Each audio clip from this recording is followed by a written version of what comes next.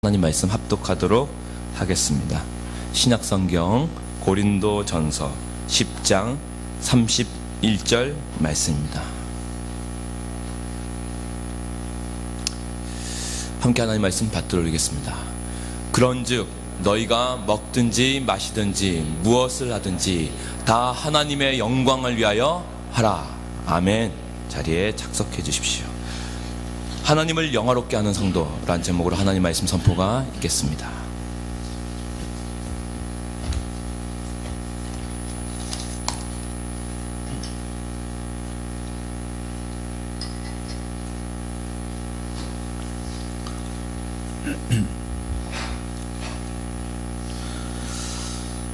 성도님들에게 누군가 당신은 왜 사십니까? 이렇게 묻는다면 뭐라 대답하시겠습니까? 아마도 대부분의 성도님들께서는 그야 하나님의 영광을 위하여 살지요, 이렇게 대답하실 것 같습니다. 아닌가요? 저만의 착각은 아니길 빕니다. 바랍니다.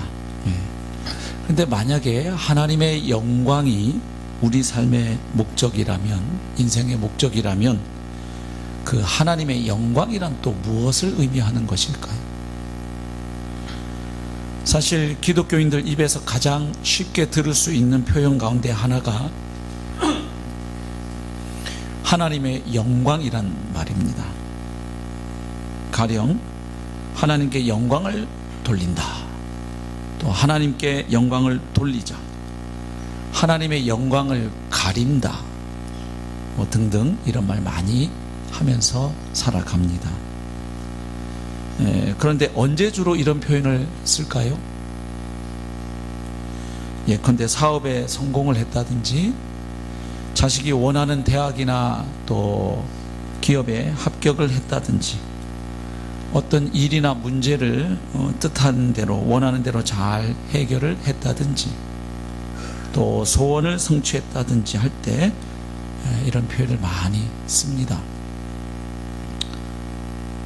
한마디로 말해서 세속적 성공이나 입신양명을 달성할 때 그것이 하나님께 영광이 되고 또 하나님의 영광이 나타난다고 생각을 하는 것이지요. 물론 이런 고백이 전적으로 틀렸다고 말할 수는 없을 것입니다. 왜냐하면 실제로 하늘에 속한 그 신적인 도움, 또 그 은총을 받아서 인간의 한계의 상황을 넘어서는 어떤 좋은 결과를 얻을 때 그것에 대해서 정말로 하나님께 감사한 마음을 가지고 있고 또 그 마음을 표현하는 것이 잘못된 것은 아니기 때문이지요. 그 일을 가능하게 하신 분이 하나님이심을 진정으로 믿고 고백하고 감사하고 찬양할 때 하나님이 분명 영광을 받으시는 것도 사실이기 때문입니다. 하지만 그럼에도 불구하고 아까 앞에서 말씀드린 방식의 사고는 문제가 조금 있다고 말할 수 있겠습니다.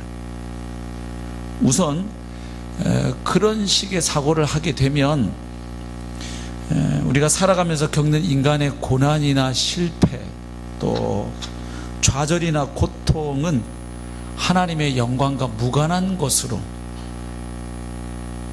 혹은 하나님의 영광을 가리는 것으로 생각하게 될 가능성이 있습니다. 그렇죠?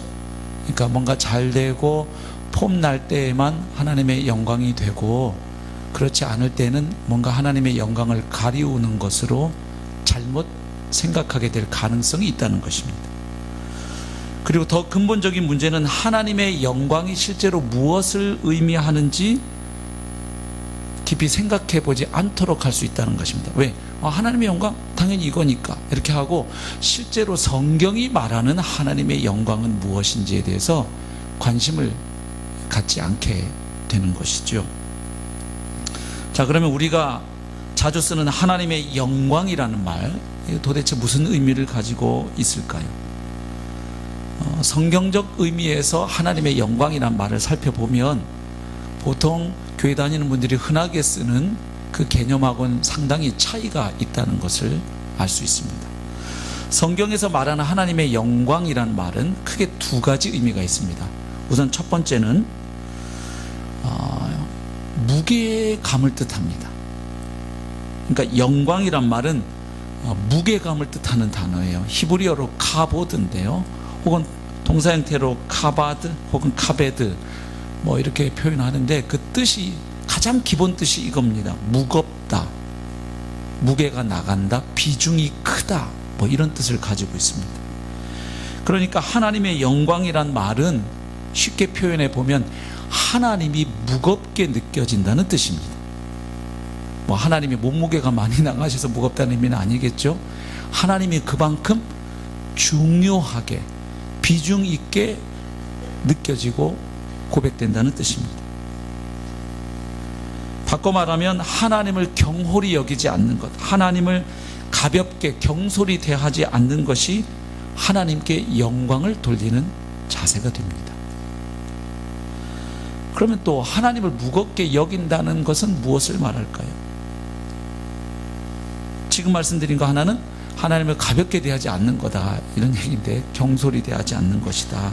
근데 그러면 하나님을 무겁게 비중 있게 대한다는 것은 무슨 의미일까 생각해 보면 이런 의미가 되죠. 우리가 살아가는 일상에서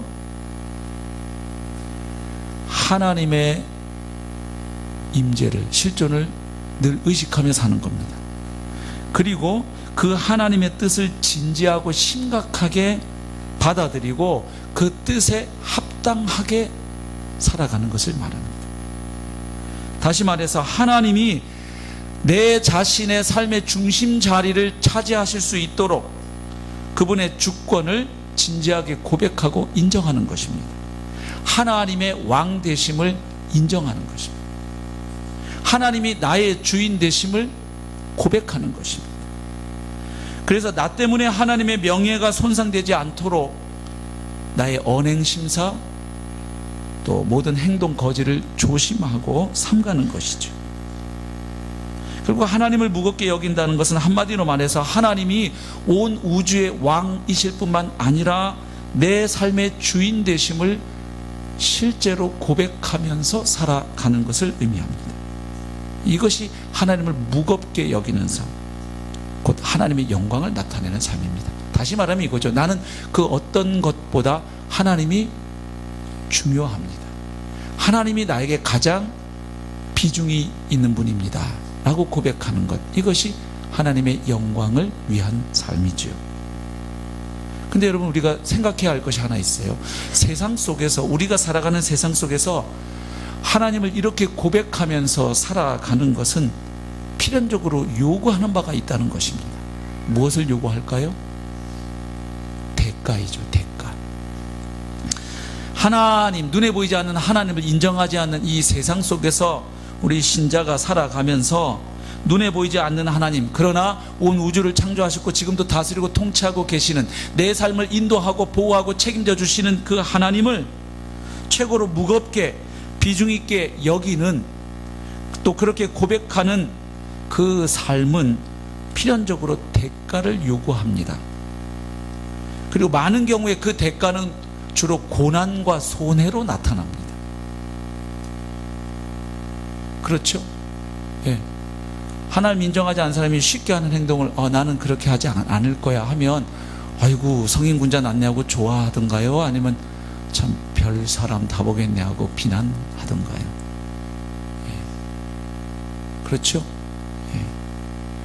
예. 상황이 이렇기 때문에 우리가 입버릇처럼 너무 쉽게 하나님의 영광이란 말을 가볍게 또 함부로 발설할 일은 아니구나 하는 것을 알게 되지요.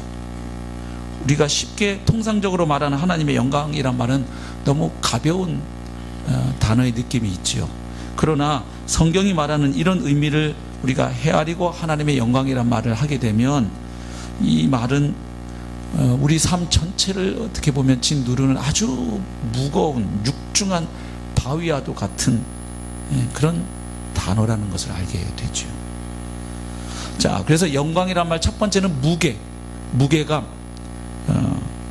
무겁다, 비중이 크다 하는 의미 말씀드렸습니다. 두 번째는 하나님의 본질이 드러나는 것을 의미합니다. 그러니까 성경에서 하나님의 영광이 나타난다 할 때는 하나님의 속성이 밖으로 드러나고 입증되는 것, 그것이 하나님의 영광입니다. 쉽게 우리가 하는 말로 표현해 보면 하나님의 하나님 되심이 드러나고 나타나는 것, 하나님의 하나님 되심이 인정되고 고백되고 받아들여지는 것, 선포되는 것, 그것을 가리켜서 하나님의 영광이라고 말합니다. 그러니까 하나님이 영화롭게 되신다고 하는 말은 하나님이 하나님으로 드러나시게 된다, 하나님이 하나님으로 대우받으시고 인정받으신다 하는 의미가 되는 것이죠. 그래서 하나님의 영광에 대한 이런 의미와 관련해서 우리의 이해를 돕는 성경 몇 구절을 좀 같이 살펴보려고 합니다. 먼저 로마서 1장 말씀을 좀 보겠습니다. 로마서 1장 18절부터 볼 텐데요, 여기 하나님을 인정하지 않고 자기 기준대로 살아가는 죄인들의 상태를 사도 바울이 고발하고 있지요. 1장 18절부터 보겠습니다. 하나님의 진노가 불의로 진리를 막는 사람들의 모든 경건하지 않음과 불의에 대하여 하늘로부터 나타나나니. 자, 지금 하나님의 진노가 나타난다고 선포합니다. 그런데 어떤 사람들에게 나타나느냐? 불의를 가지고 진리를 막는 사람들, 그러니까 진리를 거부하는 사람들. 그런데 그 사람들의 행위를 크게 두 가지로 묘사합니다. 하나는 불경건, 또 하나는 불의. 바로 그런 사람들의 불경건과 불의에 대해서 하나님의 진노가 나타난다고 말합니다. 그런데 하나님이 진노하시는 데에는 정당한 이유가 있습니다. 19절, 이는 하나님을 알만한 것이 그들 속에 보임이라 하나님께서 이를 그들에게 보이셨느니라. 무릇 사람으로 태어났다면 그 영혼 안에 하나님을 알만한 것이 있다는 거예요. 하나님이 심어놓으신 양심도 있고 도덕성도 있고, 그리고 이제 그 다음 20절부터 나오는 하나님이 창조하신 만물을 보면서 그곳에 나타난 하나님의 능력과 신성을 감지할 수 있는 센스가 인간에겐 있다는 거예요. 20절, 창세로부터 그의 보이지 아니하는 것들, 그러니까 보이지 않는 거죠. 그런데 하나님의 그 영원하신 능력과 신성이, 그 하나님의 보이지 않는 능력과 신성이 어디에 나타나느냐?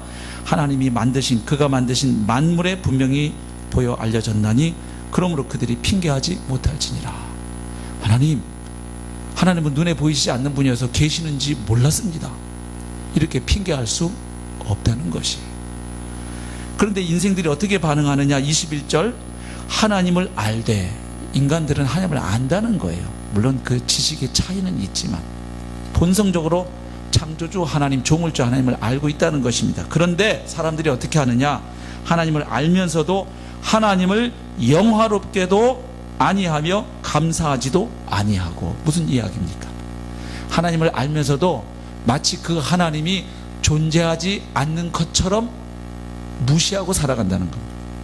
하나님을 하나님으로 인정해드리지 않고 하나님 마치 계시지 않는 것처럼, 또 설령 계신다 하더라도 그 하나님은 온 우주 만물을 다스리고 통치하고 내 삶을 관여하시는 분이 아니라고 여기고 살아간다는 거예요. 하나님을 무시한다는 것입니다. 그것이 뭐냐면 하나님을 영화롭게 하지 않는 것입니다. 그렇죠. 당연히 감사하지도 아니하고. 그러면 그 결과가 뭐냐? 오히려 그 생각이 허망하여지며 미련한 마음이 어두워졌나니 스스로 지혜 있다 하나 어리석게 되어 하나님을 인정하지 않고 자신을 꽤 똑똑하다고 지성적이라고 여긴다는 것이죠. 하지만 어느 정도로 인간이 어리석어지는가? 23절, 썩어지지 아니하는 하나님의 영광을 썩어질 사람과 새와 짐승과 기어다니는 동물 모양의 우상으로 바꾸었느니라. 한마디로 말해서 바꿔치기 했다는 겁니다. 그러니까 하나님을 하나님으로 대우하지 않으려다 보니까 하나님 아닌 것을 하나님 자리에 갖다 놓는 것, 그것을 우상숭배라고 합니다. 예. 그러니까 여기 지금 하나님을 영화롭게 한다는 것이 뭔지를 알 수 있죠. 하나님을 알면서도 하나님을 무시하는 것, 하나님을 비중 있게 생각하지 않는 그 태도, 그 모습이 바로 하나님을 영화롭게 하지 않는 모습인 것입니다. 또 반대로 그러면 사람이 하나님을 또 언제 영화롭게 하는가 하는 것을 로마서 4장에서 볼 수 있습니다. 로마서 4장 17절로 한번 가보시죠. 여기 믿음으로 의롭게 된다는 그 놀라운 복음의 진리를 바울이 설명하기 위해서 아브라함의 예를 들고 있죠. 자, 4장 17절. 기록된 바 내가 너를 많은 민족의 조상으로 세웠다 하신과 같으니 그가 믿은 바 하나님, 즉 아브라함이 믿은 하나님은 어떤 하나님인지를 말해줍니다. 죽은 자를 살리시며 없는 것을 있는 것으로 부르시는 이시니라. 아브라함이 하나님을 이런 분으로 믿었기 때문에 18절, 아브라함이 바랄 수 없는 중에도 바라고 믿었다. 이는 내 후손이 이 같으리라 하신 말씀대로, 즉 하늘의 별처럼 바닷가의 모래처럼 네 후손이 이렇게 많아지리라. 아직 자식 하나도 없는데 친아들은 그런 중에 주신 그 말씀대로 많은 민족의 조상이 되게 하려 하심이라. 19절, 그가 100세나 되어 자기 몸이 죽은 것 같고 사라의 태가, 사라는 90세였으니까요, 죽은 것 같음을 알고도, 자, 무슨 이야기입니까? 현실적으로 보면 아브라함과 사라는 도무지 아들을 낳을 수 있는 능력이, 가능성이 전혀 없습니다. 생각해 보십시오. 100세 된 할아버지와 90세 된 할머니 사이에서 정상적인 부부 관계를 통해서 자식이 생겨난다. 이건 해외 토픽감도 아니고 이게 뭐라고 표현해야 하겠습니까? 그렇죠? 예, 그걸 아브라함도 안다는 거예요. 그 상황을 알면서도 믿음이 약하여지지 아니하고, 현실을 보면 그런데 아브라함의 믿음이 이때쯤 됐을 때는 약해지지 않았다는 것입니다. 오히려 어떤 일이 일어났느냐. 20절, 믿음이 없어 하나님의 약속을 의심하지 않고 믿음으로 견고하여 져서 하나님께 영광을 돌리며. 아멘. 자, 여기 아브라함의 믿음이 왜 하나님께 영광을 돌리는 결과를 가져옵니까? 간단합니다. 아브라함은 하나님을 하나님 대접해 드린 거예요. 자기의 인간적 상황으로 보면 아들을 낳을 수 없지만 자신에게 찾아오셔서 약속하신 하나님은 없는 것을 있는 것처럼 부르시는 하나님이시고 죽은 자를 살리시는 하나님이시기에 하나님의 약속을 의심하지 않고 그대로 성취되리라고 믿었다는 거예요. 그랬기 때문에 아브라함의 믿음은 하나님을 영화롭게 하는 것입니다. 왜? 하나님을 그런 분으로 대우했기 때문입니다. 예, 하나님을 하나님 대접해 드린 거예요. 여러분, 요즘 뭐 정상들 국빈 방문 볼 때 그 상당히 의전에 공을 들입니다. 그 외교적 목적이 있고 정치 경제적 목적이 있기 때문에, 얻어낼 것들이 있기 때문에 하지요. 물론 계산이 있기 때문에. 또 한 가지 이유는 그 상대에 맞는, 격에 맞는 대접을 하겠다는 거예요. 당신이 이 정도 나라의 대통령이면 우리가 그에 걸맞는 의전으로 당신을 웰컴하겠다, 환영하겠다는 표현입니다. 그러니까 다시 말하면 우리는 당신을 이 정도로 중요한 사람으로 생각합니다. 그래서 레드 카펫도 깔아놨고 여기 의장대 사열도 하시고요, 이렇게 하는 거예요. 왜? 중국도 그 자금성을 통째로 비워놓고, 뭐 다 목적이 있죠. 그러나 어쨌든 우리가 이 정도로 당신을 배려합니다 하는 말하고 싶은 거 아니에요. 그러니까 당신도 우리한테 줄 거 주고 너무 요구할 거 하지 말고, 메시지가 다 깔려 있는 거 아니겠어요? 그러니까 지금 이 아브라함의 믿음이 왜 하나님을 영광스럽게 만드는가? 하나님을 그런 분으로 대우한 거예요. 하나님은 없는 것을 있는 것처럼 부르시는 하나님이시니까 100세 된 나와 90세 된 사라 사이에서 반드시 자식을, 이삭을 태어나게 하신다, 믿었다는 거예요. 그러니까 이 믿음은 하나님을 하나님 대접해 드린 거죠. 하나님을 우리 인간 수준으로 그렇게 격화시켜서 바라보지 않았다는 것이죠. 21절, 약속하신 그것을 또한 능히 이루실 줄로 확신하였으니 그러므로 그것이 그에게 의로 여겨졌느니라. 그러니까 하나님이 얼마나 기쁘시겠어요. 그러니까 이런 사람을 의롭다고 하시는 거죠. 원래 인간의 죄의 본질이 뭐였어요? 선악과 사건이 하나님을 하나님으로 인정하지 않겠다는 거잖아요. 내 인생 내가 결정하겠다, 선과 악을 내가 정하겠다는 거 아니에요? 예, 그게 죄의 뿌리입니다. 근데 이제 다시 하나님을 하나님으로 대우하는 사람 볼 때 하나님 얼마나 기쁘시겠습니까? 그렇죠.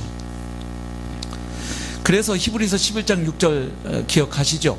믿음이 없이는 기쁘시게 못하나니, 하나님을 기쁘시게 하지 못하나니 하나님께 나아가는 자는 반드시 두 가지를 믿어야 된다는 게 반드시 뭐예요? 그가 계신 것. 하나님 눈에 보이지 않지만 그분은 살아 계신다는 것. 존재하실 뿐만 아니라 역사하신다는 것. 하나님이 존재에 대한 믿음. 또 하나는 그가 자기를 찾는 자들에게 상 주시는 이심. 하나님은 우리 인생들의 역사 가운데 반응하시고 역사하시고 운행하시고 통치하신다는 사실을 믿어야 할지니라. 그러니까 이 믿음이 하나님을 기쁘시게 해요. 왜요? 하나님을 하나님 대우해 드리는 거예요. 여러분, 자식이 부모를 부모 대우 안 할 때, 또 회사 사원이 사장을 사장 대우 안 할 때, 그렇죠, 서로 불편하죠. 여기 지금 믿음으로 나아가는 것이 바로 하나님을 하나님으로 대우해 드리는 거라는 거예요. 그래서 히브리서 11장 6절에도 보면 이런 사람들의 하나님 되심을 하나님은 굉장히 자랑스러워 하신다는 말씀이 나와요. 히브리서 11장 16절 제가 읽겠습니다. 그들이 이제는 더 나은 본향을 사모한, 여기 그들은 11장에 나오는 그 믿음의 전당에 오른 그 믿음의 용장들을 말합니다. 그들이 이제는 더 나은 본향을 사모하니 곧 하늘에 있는 것이나 하늘에 있는 것이라. 이러므로 하나님이 그들의 하나님이라 일컬음 받으심을 부끄러워하지 아니하시고 그들을 위하여 한 성을 예비하셨느니라. 그러니까 믿음으로 하나님을 하나님 대접하는 사람들을 하나님도 자랑스러워 하신다는 거예요. 내가 그들의 하나님이다. 나는 아브라함의 하나님, 이삭의 하나님, 야곱의 하나님이다. 또 우리가 어떨 때 하나님을 영화롭게 합니까? 시편 50편 23절 한번 같이 읽겠습니다. 다음 주가 또 마침 추수감사주일인데 같이 한번 읽어보실까요? 시작. 감사로 제사를 드리는 자가 나를 영화롭게 하나니 그의 행위를 옳게 하는 자에게 내가 하나님의 구원을 보이시리라. 아멘. 자, 여기 감사로 제사를 드리는 자가 나를 영화롭게 한다, 이렇게 말씀하십니다. 자, 왜 감사로 제사를 드리는 것이 하나님을 영화롭게 하는 행위가 됩니까? 당연하죠. 지금 감사로 제사를 하나님께 드린다는 건 뭡니까? 내가 감사해야 할 이 모든 이유와 상황과 조건들은 다 누가 주신 것이다. 하나님이 저에게 은혜로 주신 것이기에 이 모든 감사를 하나님께 올려드립니다. 다시 말하면 누구 대접하는 거예요? 하나님을 하나님 대접하는 거예요. 내 힘으로 내 능력으로 하나님 이거 얻은 거 아닙니다. 다 하나님이 주신 것입니다. 다 하나님의 은혜입니다. 하나님의 사랑 덕분입니다. 하나님의 자비와 긍휼 덕분에 제가 이것들을 누릴 수 있었습니다. 그래서 이 모든 감사와 경배와 찬양은 하나님 홀로 받으셔야 합니다. 이게 감사로 제사를 드리는 거 아니에요. 그러니까 하나님의 하나님 되심을 고백하고 인정하는 행위죠. 예. 그래서 다음 주 추수감사 주일도 저희도 그냥 또 돌아왔으니까 아유 또 추수감사 헌금 해야 되나, 그냥 이렇게 예배하지 마십시다. 예. 헌금 액수에 상관없이 추수감사 헌금을 할 거면 그 봉투 안에 헌금을 넣을 때도 생각을 해야죠. 도대체 한 해 동안 하나님이 내게 주신 은혜가 뭔가, 그 하나님의 은혜를 깊이 헤아리는 마음으로 하나님 감사합니다. 하나님이 주신 은혜에 비하면 제가 드리는 이 헌금이 뭘 얼마나 되겠습니까? 많은. 그래도 제가 이 모든 은혜가 하나님 주신 것을 잊지 않겠습니다. 기억합니다. 하나님 감사합니다. 제가 그 마음을 표현합니다. 좀 이렇게 헌금도 하고 그날 찬송도 그런 마음으로 좀 부르고 말씀도 그렇게 받고 그리고 그 주신 은혜를 또 다른 사람들이 흘려 보냈으면 좋겠습니다. 예. 감사로 제사를 드린 자가 나를 영화롭게 한다. 하나님의 하나님 되신, 특별히 은혜로우신 하나님을 인정하고 고백하는 행위이기 때문이죠. 또 우리의 예배가 하나님을 영화롭게 하잖아요. 근데 그 예배의 본질이 무엇인지를 계시록에서 우리가 확인할 수 있어요. 요한계시록 4장입니다. 여기 보시면 4장 1절부터 쭉 그 하늘에서 드려지는 예배를 요한이 환상 가운데 보고 묘사해 놨는데 말씀 다 읽을 수는 없고 10절과 11절 두 절 말씀만 보죠. 24 장로들이 보좌에 앉으신 이 앞에 엎드려, 하나님 앞에 엎드렸죠. 세세토록 살아 계시는 이에게 경배하고 자기의 관을 보좌 앞에 드리며 이르되 우리 주 하나님이여 영광과 존귀와 권능을 받으시는 것이 합당하오니, 여기 합당하오니에다가 밑줄 좀 그으십시오. 성경책 가지고 계신 분들은 주께서 만물을 지으신지라 만물이 주의 뜻대로 있었고 또 지으심을 받았나이다 하더라. 아멘. 자, 예배의 본질이 뭐냐 하면 하나님의 가치를 인정하고 그 하나님께 합당한 존경과 경배를 표현하는 것입니다. 여기 지금 합당하다는 말은 영어로 표현하면 이런 겁니다. You are worthy. 그리고 투부정사. 그러니까 당신은 이런 것을 받으실 만한 자격이 있으십니다. 이 말이에요. 하나님은 우리 인생들로부터 최고의 영광과 존귀와 경배를 받으실 자격이 있으신 분입니다. 왜냐하면 주님은 만물을 지으신 창조주이시기 때문입니다. 그 말이죠. 그래서 여러분, 예배를 뜻하는 영어 단어 worship이라는 단어, 이 앵글로 섹슨 단어에서 왔는데 분해해 보면 두 가지 단어가 합성된 거예요. worship, worth, 가치라는 단어와 ship, 자격이라는 낱말이 합해진 게 worship이에요. worship. 그러니까 예배가 뭐라는 거예요? 이걸 의미하죠. 하나님은 존경과 존귀를 받을 만한 가치가 있으신 분이다. 그러므로 그 하나님께 나는 최상의 가치를 인정하며 그분께 합당한 존경과 영광을 돌리는 것, 이것을 가리켜 예배라고 합니다. 그러니까 하나님 되심을 인정하고 고백하고 표현하는 게 예배입니다. 그러니까 예배는 기본적으로 내가 은혜 받는 시간이 아니라 은혜를 주신 하나님께 내가 반응하는 것입니다. 근데 제대로 반응하면 희한하게 하나님이 하늘의 은혜를 부어주시는 거죠, 결과적으로. 그래서 예배는 우리가 은혜 받으려고 오는 자리가 아니라 은혜 받은 우리가 하나님께 최고의 가치와 존귀와 영광을 그분에게 올려드리고 표현하기 위해 오는 자리입니다. 이 예배에 대한 패러다임 바뀌어야 돼요. 그러니까 예배를 은혜 받는 걸 생각하면 성가대 오늘은 삑사리 내지 말고 특송 잘해봐. 나 목사야 오늘 설교 좀 짧게 해서 나한테 은혜 줘봐. 예배를 이런 마음으로 드리게 돼요. 그러나 예배가 하나님을 최고의 가치 있는 분으로 인정하는 행위로 인식하고 예배 오면 그 예배 오는 내 마음 자세, 복장, 예배 임하는 태도, 찬송하는 것, 기도하는 것, 말씀 앞에 반응하는 것 다 달라지게 되어 있습니다. 그렇죠. 그러니까 예배를 소비하는 분들이 있어요. 이 종교 행사 소비죠. 인간에게는 고상한 종교적 감정과 정서가 있으니까 그 종교 행위 안에 들어가서 나에게 한번 마음의 평강도 주고, 세상에서는 이런 게 복잡하니까 좀 예배자리에서 나에게 그런 평안도 좀 주어지고 안식도 주어졌으면, 그런 일이 예배 가운데 있지요. 그런데 그게 예배의 본질은 아니라는 거예요. 예배의 본질은 하나님께 있습니다. 그러니까 나를 위한 게 아니라 그분을 위한 것입니다. 그러니까 예배가 왜 하나님을 영화롭게 하는지 알 수 있죠? 하나님 대접하는 거죠. 하나님은 저희로부터 최고의 경배와 찬양을 받으실 만한 가치와 자격이 있으신 분입니다. 아니, 홀로 있으십니다. 하나님 외에는 저희로부터 이런 경배와 찬양을 받을 존재가 이 천하에 없습니다. 오직 하나님 한 분이십니다. 이 고백하는 자리가 예배의 자리입니다.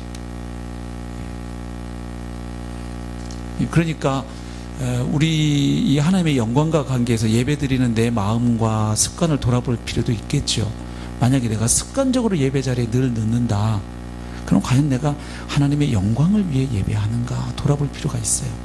또 습관적으로 늘 존다, 잠을 충분히 잤는데도, 아니면 전날 좀 예배를 준비하는 마음으로 일찍 자야 되는데 막 새벽 3시까지 토요명화 보고, 요즘 토요명화 하나요?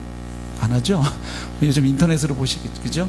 막 예배를 앞두고 늦게까지 컴퓨터 게임하고, 그래갖고 아침에 막 졸리고 피곤한 상태여서 예배 와서는 꾸벅꾸벅 졸면 이게 하나님을 내가 최고로 생각하면 되는 고백이 아니죠. 우리가 여러분 중요한 일을 앞두고 나면 여러분 스케줄 조정 어떻게 하세요? 정말 중요한 행사가 있으면 다른 것들은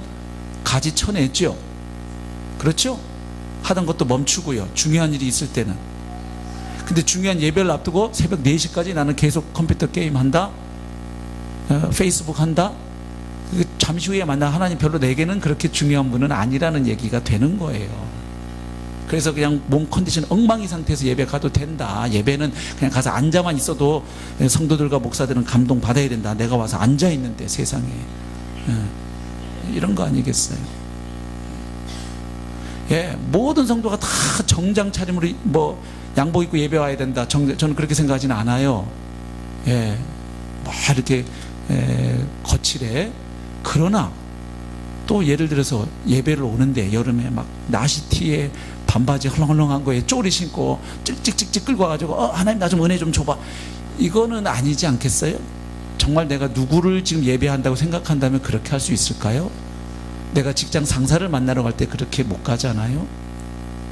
대통령이 만나자고 해서 청와대에 초청받았는데 반바지에 쪼리 신고 가는 분은 제가 알기로는 한 분도 안 계실 거예요. 그럼 우리 하나님은 대통령보다 못하신 분인가요? 예.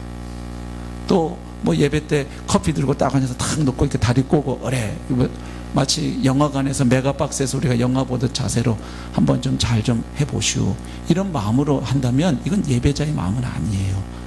예배를 소비하는 소비자의 모습인 것입니다. 그래서 예배 자리에 나올 때는 온 우주를 창조하신, 지혜로 말씀으로 창조하신 그 창조주를 뵙는 그 경외감이 우리 밑바닥에 있어야 합니다. 그리고 또 한 가지는 그런 높고 존귀하신 분이 세상에 나를 위해서 아들을 십자가에 내어주시기까지 나를 사랑해 주신 그 하나님의 방극하신 은혜에 대한 감사함으로 오는 겁니다. 감격으로 오는 겁니다. 또 한 번의 종교 예배를 때우는 게 아닙니다. 예배만 그럴까요? 로마서 12장 1절에 바울이 뭐라고 얘기했나요? 그러므로 내가 하나님의 모든 자비하심으로 너희를 권하느니 너희 몸을 하나님이 기뻐하시는 거룩한 산제사로 드리라. 이는 너희가 드릴 영적 예배니. 잘 보십시오. 몸을 드리는데 그게 무슨 예배라고 얘기합니까? 영적 예배입니다. 그러니까 여러분, 여기 앉아서 거룩하고 아주 경건한 분위기에서 드리는 공예배만 예배가 아닙니다. 우리가 몸으로 행하는 모든 것이 예배가 될 수 있고 되어야 한다는 것입니다. 근데 그게 영적 예배입니다. 그러니까 지금 일부 예배 일찍 와서 드리고 저기 올라가서 주방에서 수고하는 자매님들 지금 저기 뜨거운 불 앞에서 예배 드리고 있고, 일찍 오셔서 이 추운 날 쌀쌀한 날씨 아까 주차 봉사하신 형제님들 몸으로 하나님 예배한 겁니다. 그래서 지난 우리 목요일 금요일 김장할 때도 목요일 날은 아마 전도사님이 기도해 주셨고 금요일 날 아침 10시에는 제가 요청받아 올라갔습니다. 그 배추 이제 그 전날 만드신 양념 막 이렇게 하시기 전에 저희 뭐 했을까요? 기도했죠. 하나님, 지금 우리 교회 성도들이 또 이 겨우내에 먹을 맛있는 김치를 담그려고 합니다. 하나님, 우리에게 도와주셔서 짜지도 않고 싱겁지도 않고 아주 맛있는 김치가 되도록 역사하여 주시옵소서. 그리고 이 맛있는 김치 담그면서 싸우지 않도록 도와주십시오. 새우젓 넣자, 갈치 넣자, 말자, 까나리 액젓 넣자, 이거 다 잘해보려고 하다가 마음 상하는 수가 있잖아요. 그래서 하나님 즐겁게 이 일 잘 감당하도록 도와주십시오. 제가 올라가서 기도하고 내려왔어요. 왜요? 그 김장도 뭐니까요? 예배니까요.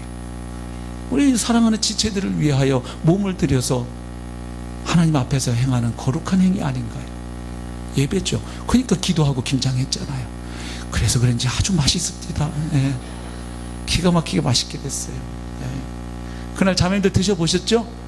예. 그날 그 고기 수육 삶은 거랑 먹는데 제가 천국에 와 있는 줄 알았어요. 이거 벌써 죽으면 안 되는데. 정말 맛있었어요. 예.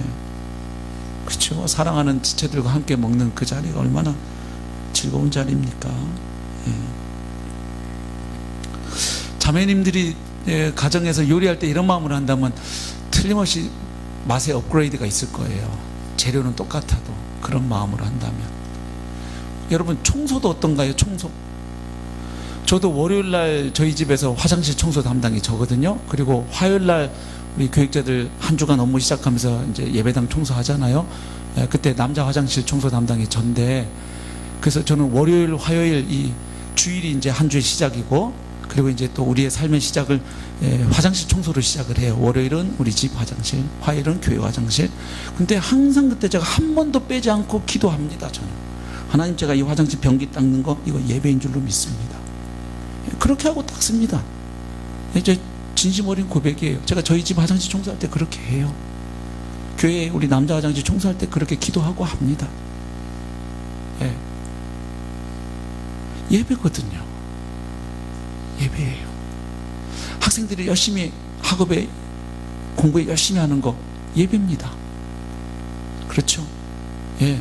직장에서 열심히 보고서 작성하는 거 예배입니다. 예. 자매님들 가정일 열심히 하시는 거 남편들은 몰라줄 수 있어요. 원래 집안일이라는 게 표가 안 나잖아요. 해놓으면 표 안 나고 안 하면 바로 표 나는 게 집안일이죠. 기가 막혀요. 그렇죠? 늘 해놓을 때는 몰라요. 근데 조금 바빠서 뭐 하나 안 해놓으면 집안이 왜 이러냐고 이 속 없는 남자분들이, 그렇죠? 예. 너무 속상해하지 마시고요. 주님이 아셔요. 예. 여러분, 하나님의 본질이 나타나는 게 하나님의 영광이라 그랬어요. 근데 하나님의 그 속성 중에 가장 대표적인 속성이 뭡니까? 조직신학책에 보면 우리와 인간하고도 인간에게도 있는, 하나님에게도 있고 우리에게도 있는, 그걸 뭐 공의적 속성, 하나님에게만 있는 비공의적 속성 막 어렵게 잔뜩 써놨어요. 그런데 그냥 여러분들이 알고 있는 제일 하나님의 대표적인 속성 두 개를 딱 압축하면요, 사랑과 공의예요. 거룩하심이에요. 맞죠? 근데 더 대표적인 하나를 또 뽑으면 사랑이에요. 그래서 신약에도 있는 것처럼 하나님은 사랑이심이에요. 왜냐하면 하나님의 공의조차도 어쩌면 우리를 향한 하나님의 신실하신 사랑의 표현이거든요. 그렇죠? 예. 공의가 없다면, 하나님의 공의의 심판이 없다면 하나님 믿고 나름 성실하게 살았던 사람들은 끝내 망하고, 하나님 무시하고 살았던 사람들이 끝까지 잘 되고 잘 먹고 잘 살다가 복까지, 영원한 복까지 받으면 그 여러분 하나님 사랑 느껴지시겠어요? 아니잖아요. 예. 그래서 하나님의 자비, 긍휼, 우리를 대하여 오래 참으시는 그 인내, 정의, 공평, 이거 다 사실은 하나님의 신적 사랑이 발현되는 모습들입니다. 예. 또 하나님이 성부, 성자, 성령 서로 삼위일체적인, 즉 사회적이고 공동체적인 그런 존재로, 관계로 존재하시는 것도 하나님이 사랑이시기 때문에 그래요. 삼위일체 하나님 간에 뜨겁게 서로 사랑하시죠. 영원 전부터. 예. 근데 그런 하나님의 사랑과 공의가 가장 극명하고 또렷하게 표현되는 곳이 어디입니까? 갈보리 십자가죠. 십자가에서 우리는 하나님의 공의를 보죠. 우리의 죄가 얼마나 무섭고 끔찍한지 하나님이 자기 아들을 대신 십자가에 달아서 그 아들에게, 우리에게 쏟을 진노의 잔을 쏟지 않고서는 우리의 죄가 사해질 수 없을 만큼 우리의 죄가 얼마나 심각한지를 보여주고, 죄에 대해서는 반드시 심판하시는 하나님의 공의를 보죠. 그리고 또한 동시에 하나님의 끝없는 사랑을 보죠. 우리에게 그 진노의 잔과 심판을 쏟으시면 천하 인간의 하나님 앞에 살아남을 인간이 누가 있습니까? 그런데 우리를 끔찍히도 사랑하시는 그분이 죄 없는 자기 아들을 나 대신 그곳에 달아놓고 내게 쏟을 모든 진노와 저주와 심판을 그분에게 쏟으심으로 우리를 죄에서 건져 구원하셨습니다. 그래서 십자가를 보면 하나님의 사랑을 보아요. 근데 여러분, 십자가는 원래 영광과 명예의 상징이 아닙니다. 저주와 수치와 패배와 연약함의 상징이 십자가예요. 그런데 십자가를 성경은 하나님의 영광이라고 표현합니다. 왜요? 하나님의 사랑과 공의, 하나님의 하나님 되심이 가장 잘 드러난 곳이기 때문이에요. 그러니까 여러분, 고난을 통해서도 뭐가 드러나고 있어요? 하나님의 영광이 드러나죠. 그러니까 우리가 아까 처음 말한 뭐가 잘 풀리고 내가 원하는 대로만 되고 뭐가 출세하고 잘 된 것만 하나님의 영광이 아니에요. 역설적으로 하나님의 영광은 그 가장 치욕스러운 십자가에서 하나님의 영광이 밝게 드러났어요. 물론 주님의 부활로 말미암아 하나님의 영광이 또 드러났죠. 예, 죽음을 이겨버리시는 그 하나님의 권능이 예수님의 부활로 온 세상에 밝히 드러났죠. 그래서 이 하나님의 영광에 대한 이런 성경적 가르침을 우리가 받아들이게 되면 우리의 삶에 있어서 많은 변화가 오죠. 우리의 인식과 실천에 있어서 변화가 일어납니다. 가령 이런 거죠. 무조건 어떤 인간적인 성취, 업적, 내가 획득한 것, 그것만을 하나님의 영광을 드러내는 것으로 여기지 않게 돼요. 예.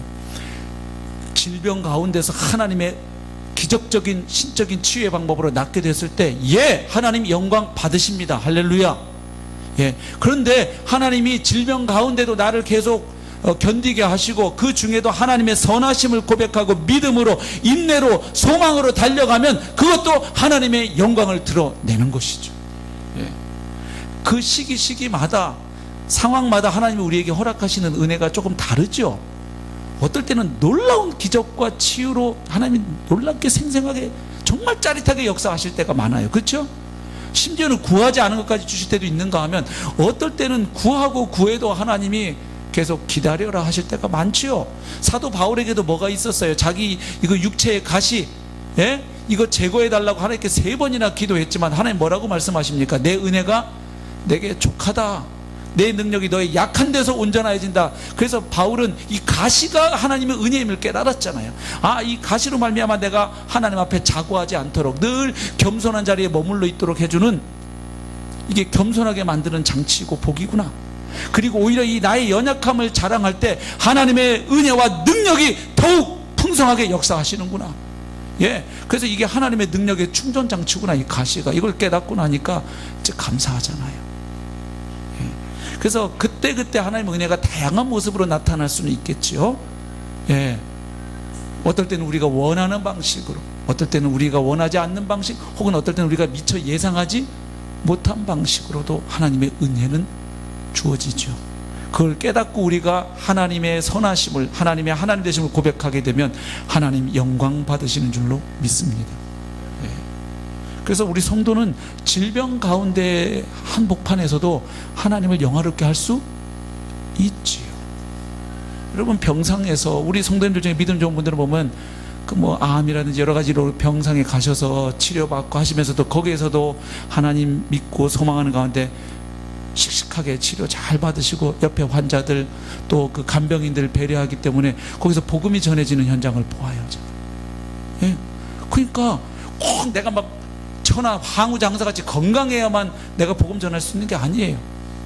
제가 전에 그 있을 때도 한 분, 제가 뵌 집사님 한 분이 기억나요. 그분이 아주 세상적으로 잘 나갈 때, 아주 사업 크게 할 때는 그분이 전도를 못했어요.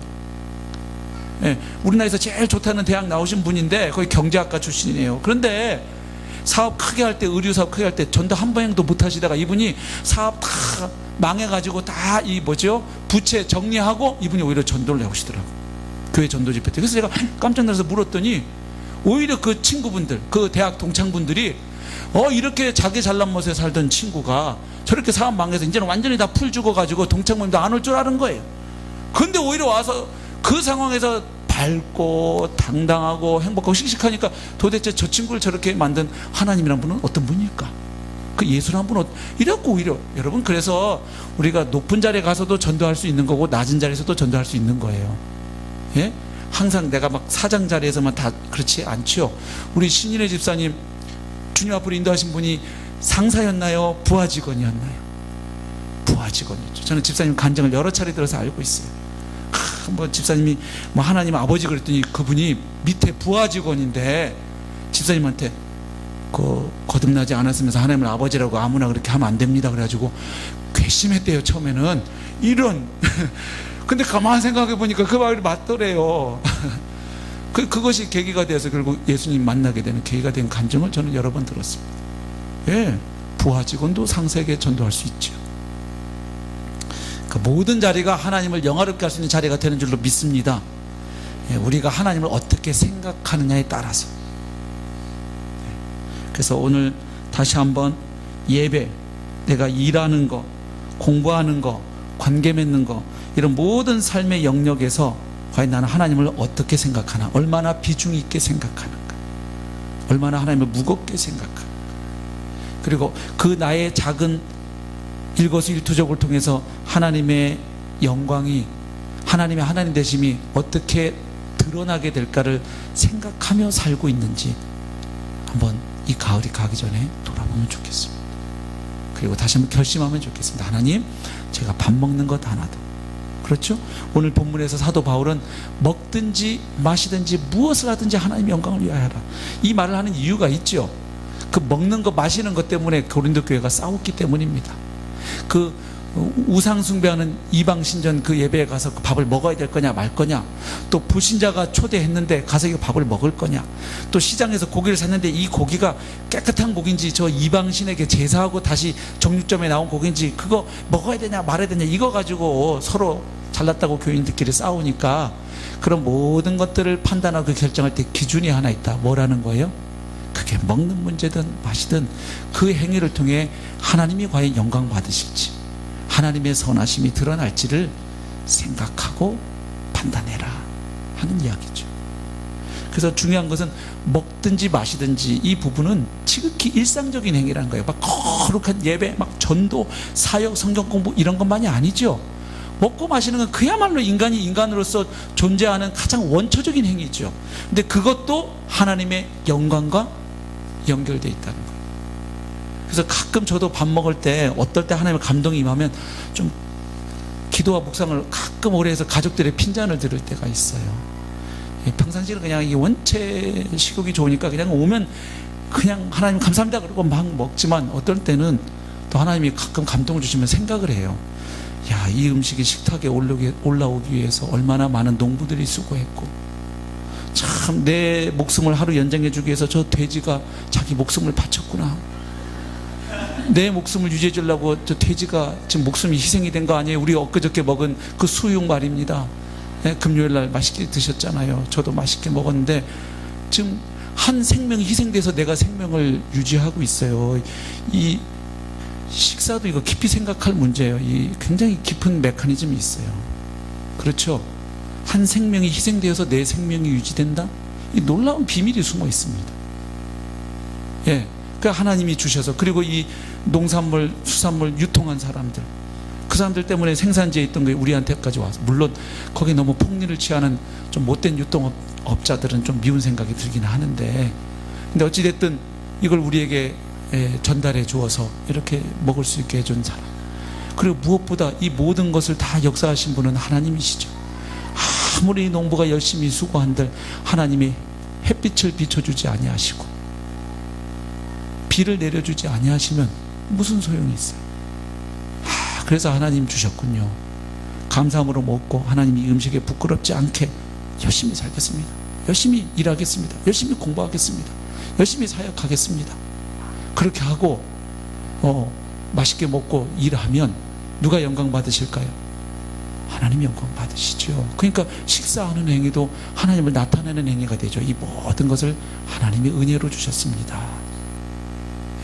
네, 너무 매번 이렇게 감동을 진하게 받으셔서 기도를 오래 하고 있으면 좀 옆에 분들이 어려워합니다. 저도 몇 번 가만히 음식 보면서 묵상했더니 아내가 저 인간이 뭐하나 이러고 쳐다봐서 얼른 멈췄습니다.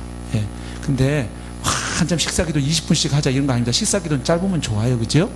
맛있는 거 놔두고 5분씩 막 창세기부터 요한계시록까지 가는 분들 보면 조금 어렵잖아요. 그죠? 우리 마음이. 그러나 기도를 짧게 하든 길게 하든 식사하는 거, 마시는 행위, 공부하는 거, 일하는 거, 청소하는 거, 교회 봉사하는 거, 지금 주방에서 일하시는 거, 예, 다른 사람 친절하게 어려운 분 장애 오고 가실 때 그거 도와드리는 거, 그 모든 것이 하나님을 생각하고 하나님을 위해서 한다면 그 모든 행위가 하나님을 영화롭게 하는 줄로 믿습니다. 저와 여러분이 예배, 사역, 봉사 모든 일들을 하나님을 비중 있게 생각하고 함으로 우리의 삶을 통하여 하나님이 영화롭게 되시기를 주님의 이름으로 축복합니다. 같이 찬양하시겠습니다.